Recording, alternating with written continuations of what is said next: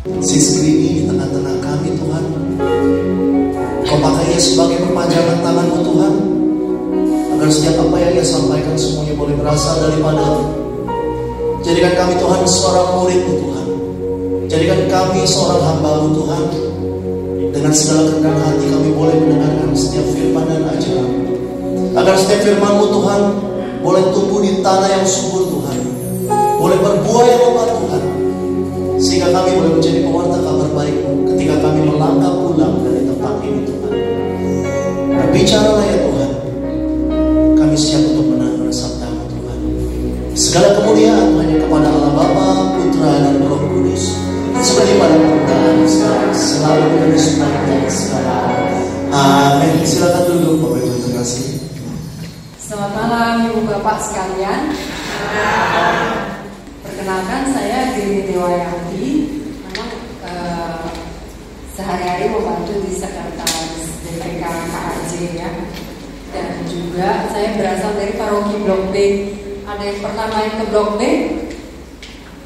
Oh, cuma satu orang. Nanti kapan-kapan main ya ke paroki saya di Jakarta Selatan.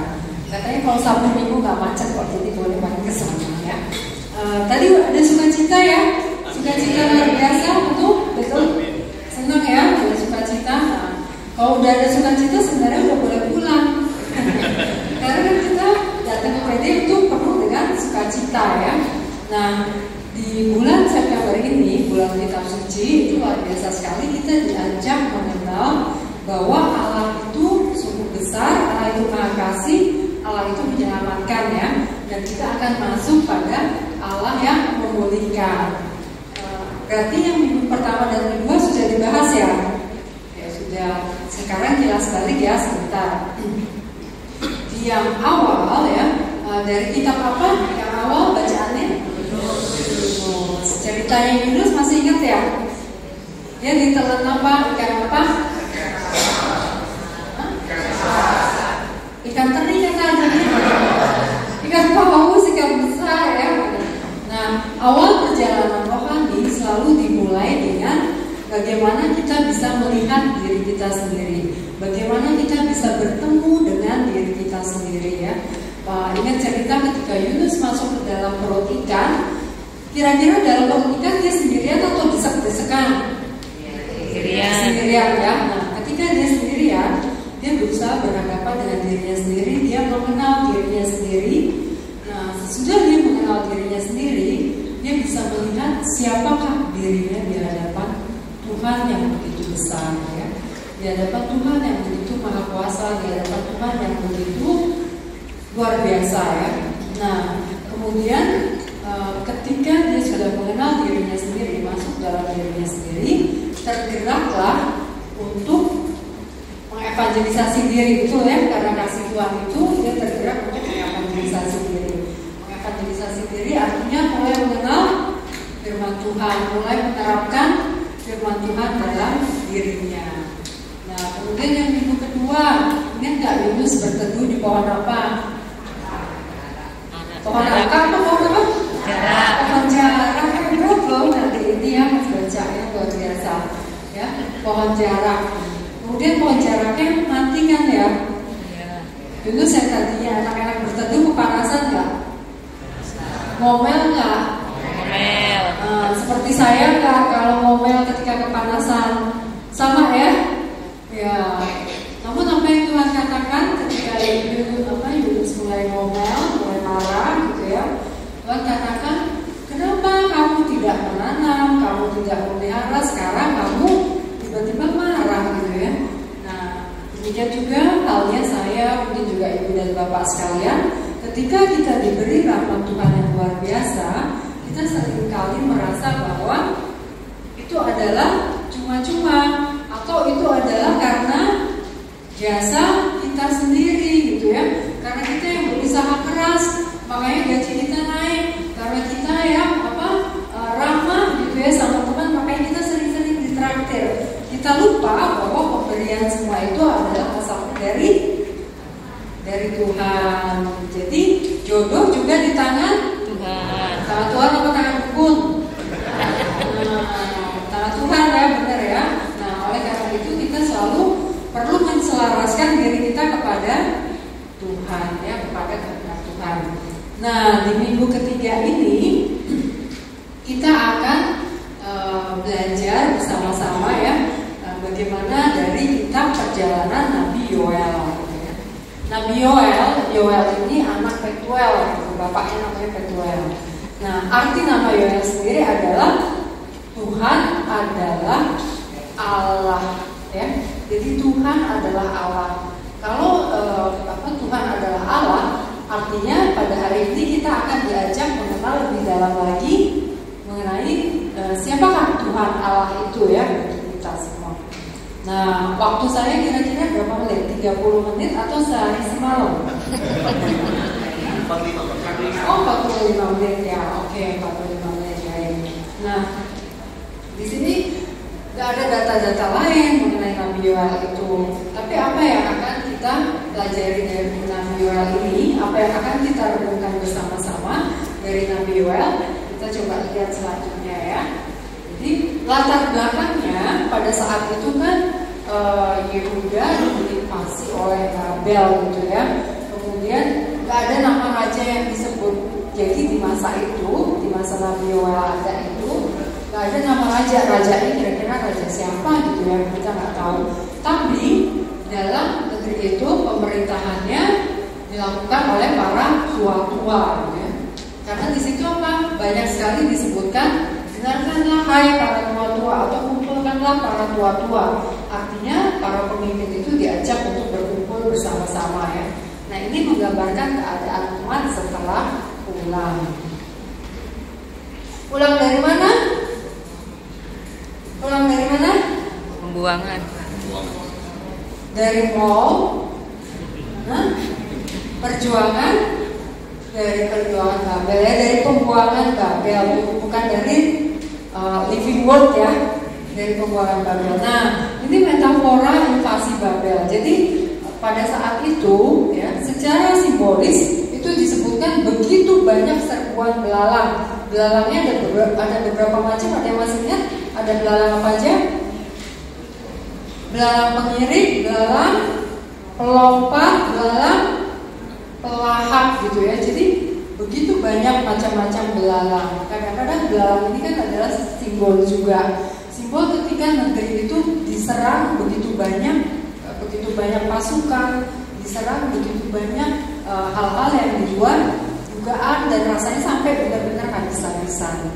Kadang-kadang belalang ini apabila dalam diri kita sendiri ya, belalang-belalang ini juga merupakan simbol apa? Kadang-kadang dalam diri kita masih ada kekhawatiran, masih ada ketamakan, masih ada kerakusan, masih ada iri hati, masih ada rasa dendam, kesumat. Nah, itu belalang-belalang yang ada dalam diri kita yang perlu kita coba bersihkan, coba kita kita cari tahu juga ya, supaya belalang-belalang ini tidak menghabiskan diri kita ya, nggak jadi penyakit gitu loh, nggak jadi penyakit baik jasmani maupun rohani juga. Nah, dahsyatnya belalang itu sampai dibilang seperti ini. Sebab suatu bangsa maju menyerang negeriku, bangsa yang kuat dan tidak terbilang banyaknya. Giginya bagaikan gigi singa dan taringnya bagaikan taring singa betina. Wah, rasanya taringnya sama giginya itu udah benar-benar mencengkram ya. Mungkin dari kita ada ibu bapak yang pernah merasakan suatu keadaan yang rasanya benar-benar mencengkram, menakutkan gitu ya. Aduh, rasanya pengen benar-benar cepat-cepat lepas gitu dari situ ya. Nah, kadang-kadang seperti itu.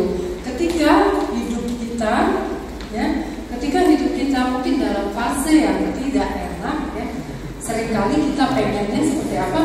Kita pengen lepas atau kita tiba-tiba pengen hidup dari orang lain gitu ya. Ya. Nah, dampak invasi apa aja?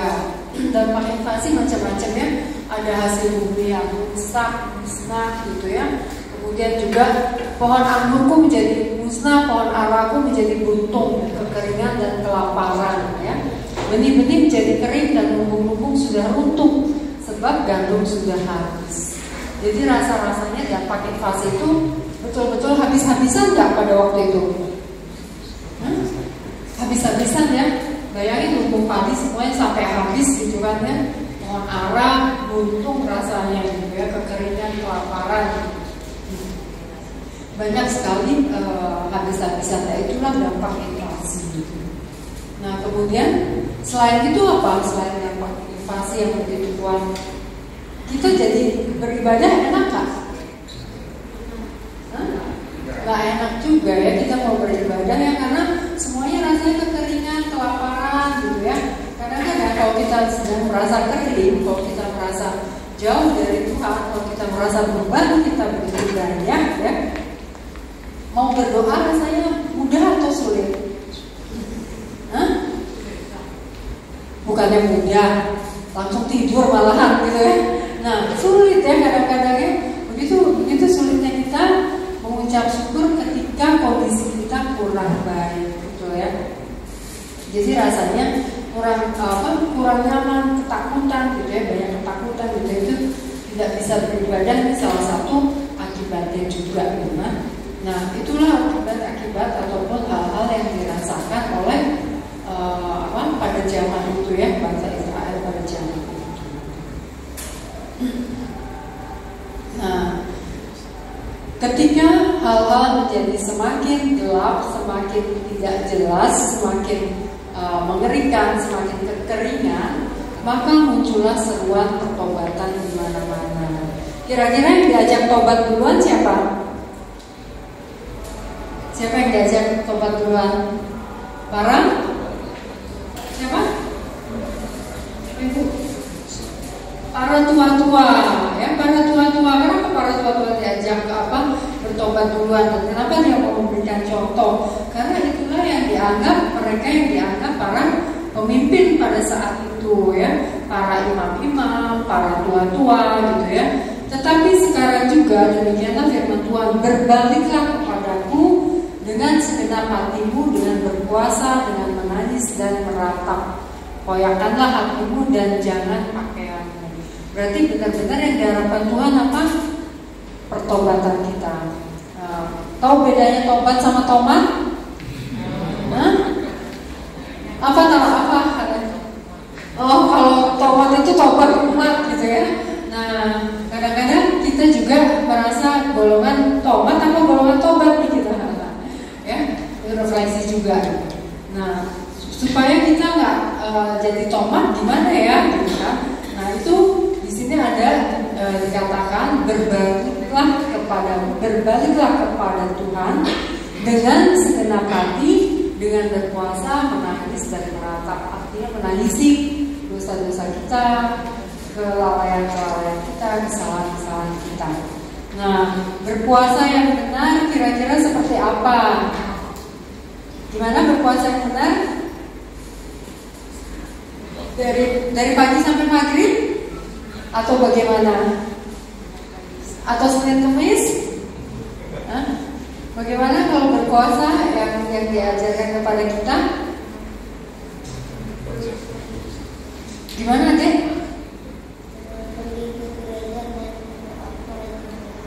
Pergi ke gereja dan berdoa kepada Tuhan. Salah satu tindakan untuk menyatakan tobat kita ya.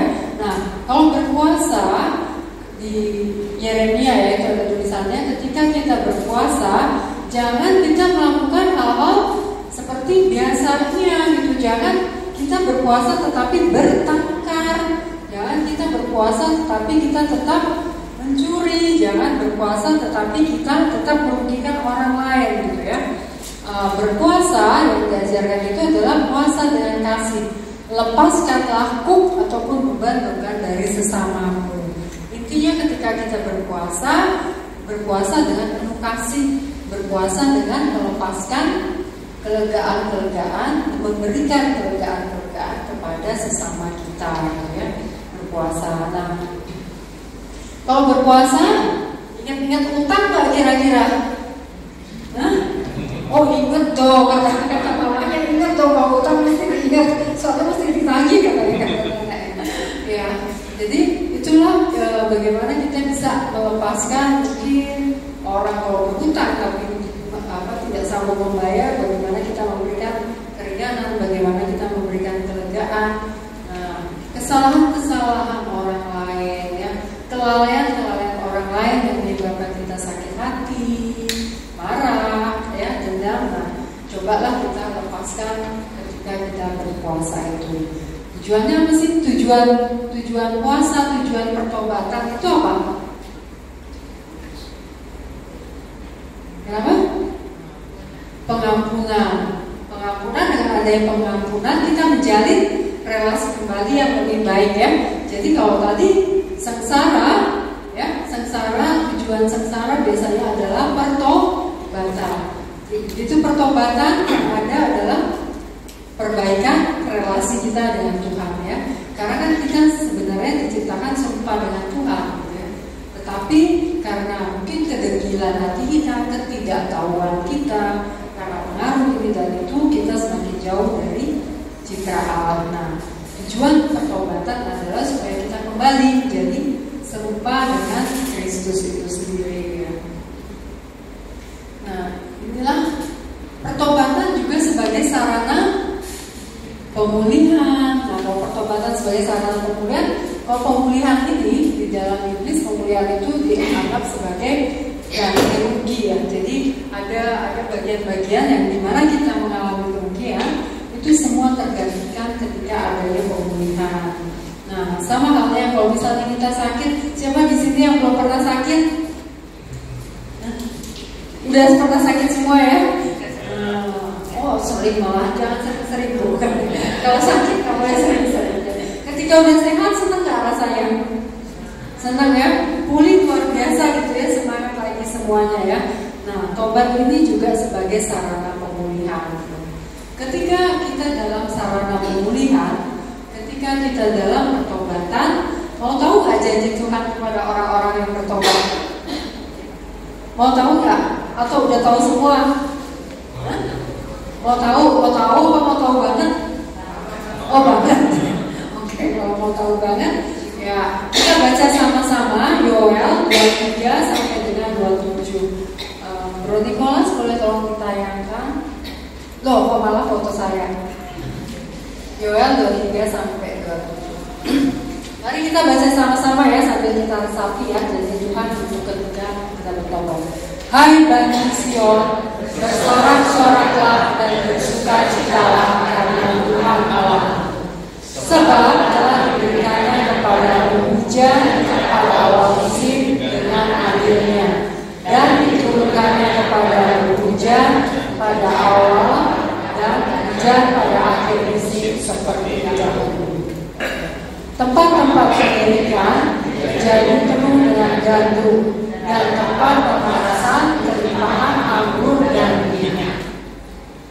Aku akan memulihkan kepadamu tahun-tahun yang hasilnya dimakan habis oleh belalang pidahan, belalang pelompat, belalang pelahap, dan belalang pengering.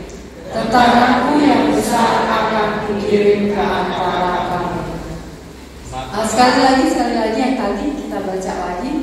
Aku akan memulihkan kepadamu tahun-tahun yang hasilnya dimakan habis oleh belalang pidahan, belalang pelompat, belalang pelahap, dan belalang pengering.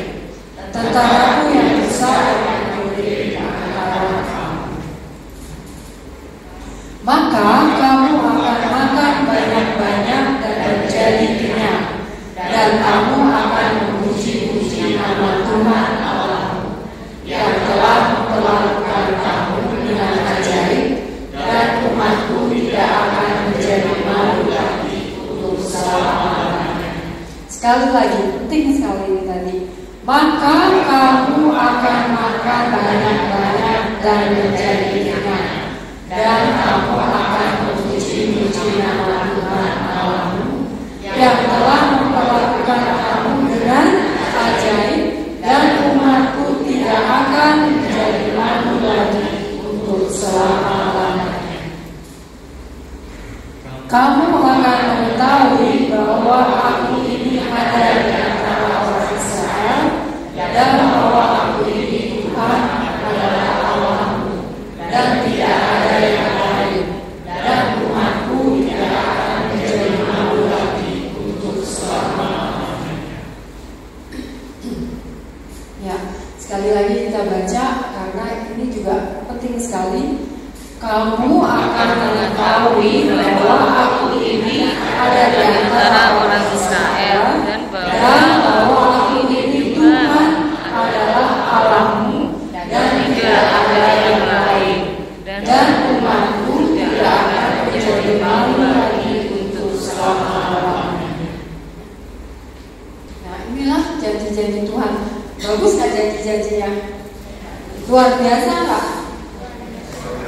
Ingat nggak janji-janji Tuhan itu tergenapi dalam diri kita? Amin, gitu ya. Tadi ajakan yang pertama adalah ketika kita diajak untuk bertobat, ajakan yang pertama kita diminta bersukacita karena apa? Lupa lagi. Coba kita baca lagi. Kita diminta bersukacita karena apa? Ayo 2, 3. Ayat 2, 3. Bersorak-soraklah dan bersukacita karena Tuhan Allahmu. Jadi kita senantiasa diajak untuk bersukacita dan bersorak-sorak karena Tuhan Allah, gitu ya, karena Tuhan Allah. Bukan karena kita ditraktir teman, bukan karena sukacita karena mobil baru, ya, bukan karena sukacita dapat bonus akhir tahun atau bonus tengah tahun. Tapi kita diminta bersukacita karena Tuhan adalah Allah. Karena Tuhan adalah Allah dan Tuhan selalu ada, baik kita dalam keadaan baik maupun kurang baik, ya kan, sehat maupun kurang sehat, beruntung maupun kurang beruntung, kita tetap perlu bersukacita. Karena apa? Karena Tuhan Allah, gitu ya. Sampai sini udah teresapi belum? Udah teresapi? Janji ya, berarti sukacita terus ya, sukacita selalu ya. Kalau dicubit temennya tetap sukacita ya. Kalau temennya ngutang nggak bayar gimana? Tetap sukacita, gitu ya. Tetap sukacita sambil diingatin bisa bayar, gitu ya. Oke. Nah itu kan kita diajak bersukacita karena Tuhan Allah, karena telah diberikannya kepada hujan pada awal musim dengan adilnya. Hujan itu sering dilambangkan sebagai berkat, ya kan? Hujan berkat. Hujan di sini hujan pada saat apa? Pada awal musim dengan adilnya, ya kan? Diturunkannya juga hujan pada awal dan juga hujan pada akhir setiap musim. Jadi setiap musim selalu akan ada berkat berlimpah, ya kan? Baik di awal maupun di akhir. Jadi kita tidak perlu takut lagi, tidak perlu khawatir lagi, dan kita perlu bersukacita karena apa? Tuhan Allah, bukan karena ditraktir bakso habis ini ya. Oke. Nah berikutnya janji Tuhan lagi apa lagi sih, gitu kan? Selain kita perlu sukacita juga.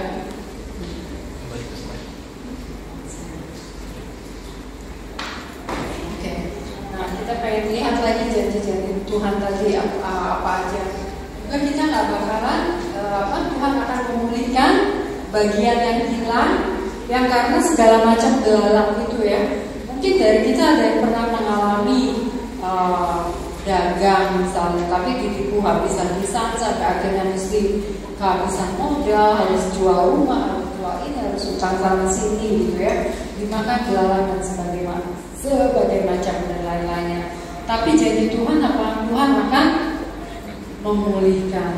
Sarana pemulihan tadi adalah pertobatan ya. Pertobatan artinya kita membangun kembali relasi kita dengan Tuhan, gitu ya, supaya hidup kita menjadi selaras dan sejalan dengan Tuhan. Pertama-tama tentu kita bersukacita karena Tuhan Allah, Dia hadir dan juga Dia menyelamatkan ya. Nah, cuman Tuhan kita itu Tuhan kita wafat di salib kan selalu inti iman kita itu adalah sengsara, wafat dan kebangkitan. Jadi meskipun kita jatuh, meskipun kita sengsara, meskipun kita mengalami penderitaan, tapi kita selalu ingat bahwa rangkaiannya itu adalah sengsara, wafat dan kebangkitan. Sengsara adalah tujuan bagian dari pertobatan, wafat ketika kita coba mematikan diri kita sendiri juga ya, terhadap keinginan-keinginan sendiri, mencoba menselaraskan dengan Tuhan. Kebangkitan kita bangkit lagi bersama Tuhan, hidup baru lagi, hidup cerah lagi ya, karena adanya pertobatan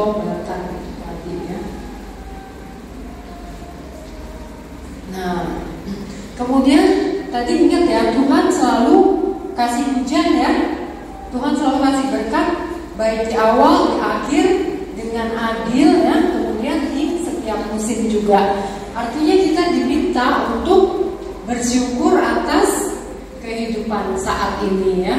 Kehidupan saat ini adalah berkat karya Tuhan juga di masa lalu, masa kini, dan masa yang akan datang, gitu kan?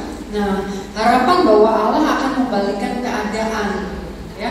Ingat kan tadi bahwa Allah akan membalikkan keadaan, Allah akan memulihkan, Allah akan mengganti kerugian. Mengganti kerugian apa? Kekeringan jadi hujan, kelaparan menjadi kelimpahan, pemulihan kehormatan dan nama baik. Tadi ada janji Tuhan kan, kamu tidak akan mendapat mati selama-lamanya ya. Nah, inilah kegunaan bersyukur, gitu ya. Bersyukur atas kehidupan saat ini. Bersyukur paling mudah ketika kita mendapatkan kenaikan gaji misalnya. Bersyukur paling mudah ketika kita mendapatkan bonus. Bersyukur paling mudah adalah pada saat misalnya tanah yang kita jual atau dijual, gitu ya. Tapi bagaimana ketika bersyukur ketika kondisi kita sedang kurang sehat misalnya, atau ketika kita sedang ditipu teman gitu ya, sampai habis ya, kena tipu gitu ya. Kira-kira bagaimana rasa kita perlu bersyukur? Gimana supaya kita tetap bisa bersyukur meskipun pada saat itu kita ditipu teman? Ya, biasanya ketika kurang sehat pun, kayak misalnya sekarang ini kan mulai banyak lagi yang penyakit karena ispa gitu ya. Hidung saya juga kok rasanya pilek tapi nggak pernah keluar gitu ya. Apa namanya, pileknya kok nggak pernah keluar gitu. Rasa kayak pilek gitu ya. Bagaimana bisa bersyukur seperti ini gitu ya? Dan saya bersyukur meskipun saat ini kondisinya rasanya seperti pilek, tapi badan saya tetap sehat. Saya bersyukur saya tetap bisa bertemu dengan ibu bapak sekalian ya. Saya bersyukur hari ini meskipun itu saya rasanya tidak enak ataupun kurang enak, tetapi perjalanan dari Senayan tadi sampai ke tempat ini saya boleh tiba tepat waktunya. Jadi banyak nggak yang bisa disyukuri? Banyak, meskipun kondisinya hidupnya kurang enak gitu ya. Nah, kalau misalnya ada teman teman menipu kita sampai habis-habisan, bagaimana caranya kita bisa bersyukur pada saat itu? Coba lagi kita lihat lagi ya. Bapak Ibu ingat pada saat COVID, masih ingat ya kondisi saat COVID, berapa banyak yang membutuhkan oksigen? Ya kan? Harus lari cari sana sini oksigen. Pada saat ini kita oksigen kita dapat secara gratis kan?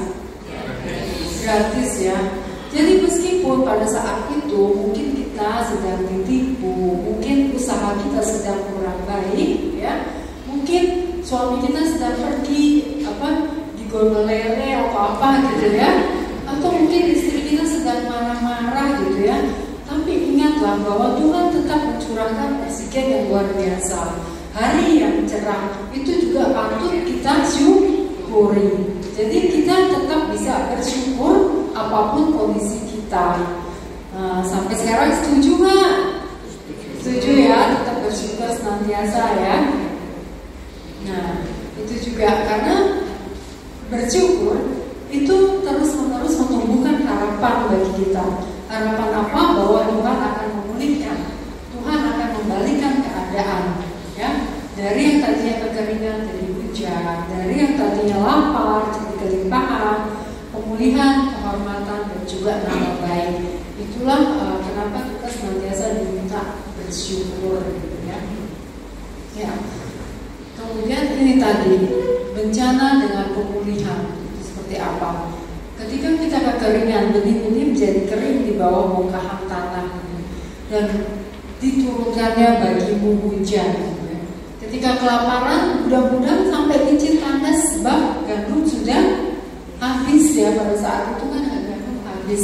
Kadang-kadang kita juga kelaparan itu sampai tabungan kok rasanya cuma tinggal segini gitu ya saldonya gitu.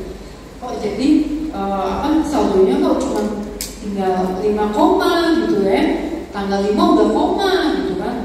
Nah itu Jadi kita pengen di kelimpahan gitu ya, tempat-tempat pengirikan akan penuh gandum dan juga tempat-tempat penampungan berkelimpahan dengan anggur dan minyak ya. Anggur dan minyak itu dua-duanya merupakan lambang kelimpahan, lambang kehormatan, lambang kekuasaan gitu ya. Kemudian hilangnya kehormatan dan harga diri. Malulah hai petani-petani. Ya kalau semuanya sampai tandus habis gitu kan, kita bisa jadi malu juga ya. Perlu minta sana minta sini, mungkin pinjam sana pinjam sini.